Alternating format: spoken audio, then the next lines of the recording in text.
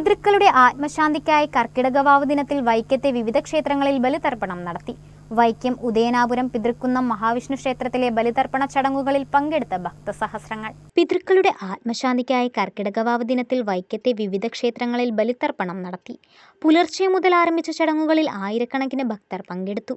വൈക്കം ഉദയനാപുരം പിതൃക്കുന്നം മഹാവിഷ്ണു ക്ഷേത്രത്തിലെ ബലിതർപ്പണ ചടങ്ങുകൾ തന്ത്രി ഇരിങ്ങാലക്കുട പയ്യപ്പള്ളി മാധവൻ നമ്പൂതിരിയുടെയും ക്ഷേത്രകാര്യദർശി പി വാസുദേവൻ നമ്പൂതിരിയുടെയും നേതൃത്വത്തിൽ നടന്നു.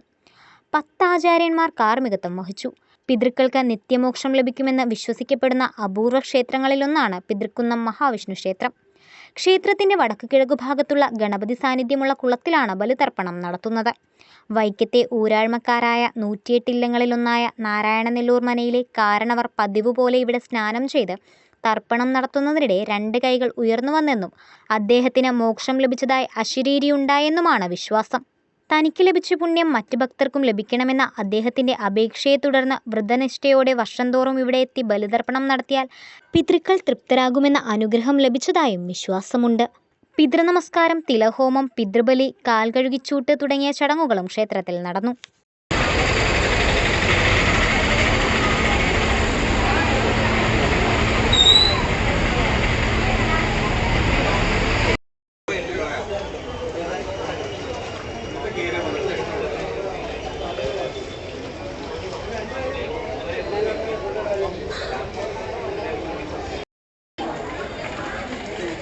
കുടഞ്ഞിടാനുള്ളതാണ്.